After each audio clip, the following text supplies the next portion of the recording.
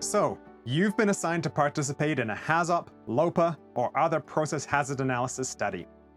Well, the first thing we'd like to say is thank you. Your participation in this study is important for controlling the risks in your facility. You have been selected for this study because you have invaluable experience and knowledge that is needed to help in keeping people, the environment, and equipment safe. My name is Richard, and I am a Senior Functional Safety Engineer with Watchmen Instrumented Safety Experts. Everything we do is grounded in our mission to maximize the effectiveness of process safety and ensure that at the end of the day or shift, everyone goes home safe to the people who are waiting for them.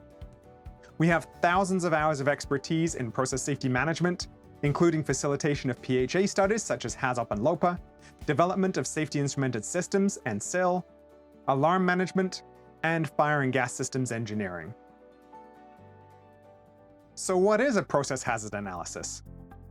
Commonly abbreviated PHA, these are high-level sessions designed to identify potential hazards and assess them at that same high level. They are part brainstorming and part analysis. The purpose of a PHA is to review a system step by step in order to identify potential hazardous events that could cause harm to people, equipment, or the environment, or cause costly downtime. Some examples of common methodologies used to conduct a PHA are HAZOP, or Hazard Inoperability Study, LOPA, or Layer of Protection Analysis, What If, and HAZID, or Hazard Identification. The approach, required documentation, personnel required, and outcomes will vary depending on the methodology used. Regardless of the methodology, each type of PHA is designed to answer the following questions. What could go wrong? We look for failures or deviations that could lead to a hazardous scenario. How bad could it be? How big of an impact could this have on personnel, the environment, equipment, and production if nothing happens to stop it? How likely is it? What is the chance that it will actually happen here? What is in place to prevent it? What safeguards do we have in place to prevent this impact, and how reliable are they? Do we need to do anything else to reduce this risk? By using your company's risk assessment tool, we can estimate the risk of the scenario based on how likely it is and how bad it could be. From there, we can discuss whether anything else is required to reduce the risk to a tolerable level. What a PHA is not. PHAs are not a detailed analysis of each of the scenarios raised.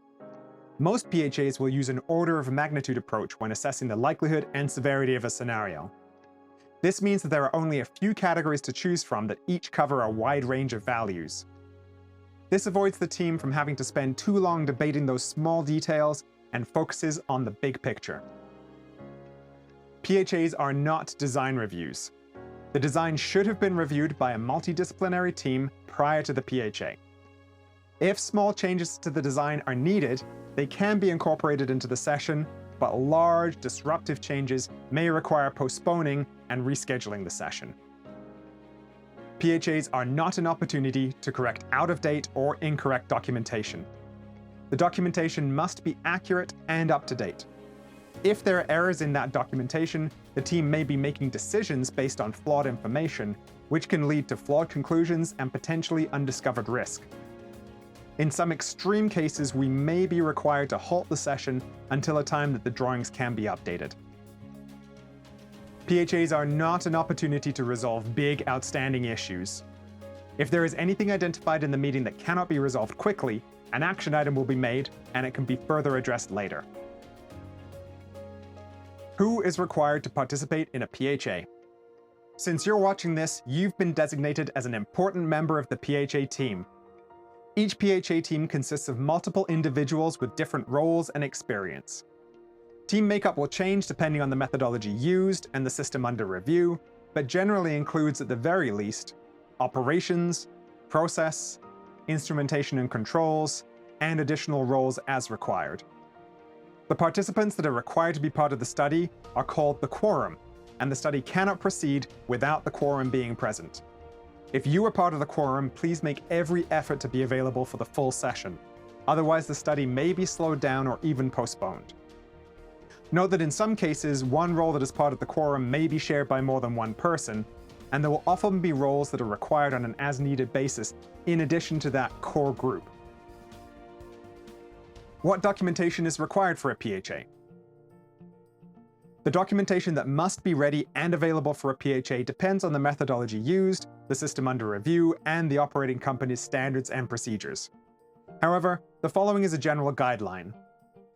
Information required to support the session includes the plot plan, process flow diagrams, piping and instrumentation diagrams, and control documents such as shutdown keys and control narratives. Other useful information may include the mass and energy balance and/or an understanding of the system, and safety data sheets and/or knowledge of the substances present in the system. How Watchmen facilitation teams help to make your PHA successful. Our goal in every PHA we facilitate is to get the best study possible with the highest efficiency that we can. We recognize the importance of these studies in keeping your people safe and preventing costly damage and downtime, and we also want to make the best use of the team's time. We achieve this through several important pillars of our facilitation. We have knowledgeable experts. Our facilitators are experts on team facilitation and process safety, with a wide variety of experience across many different types of operating processes and industries. Our facilitators have a strong background in process safety methodologies and approaches, including industry best practices and insight into many different operating companies. High efficiency. Our facilitators and scribes move quickly, maintaining the momentum of the PHA study and driving the team to maximize the time in session. Accelerators.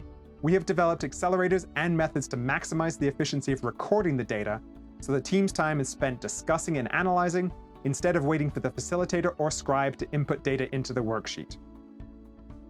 And flexibility. We adhere to your company's standards and procedures, and our varied facilitation teams are flexible to meet your scheduling needs. How you can best contribute to a PHA. As we've said, your input is essential to this study. Here are some guidelines to maximize the effectiveness and efficiency of the study.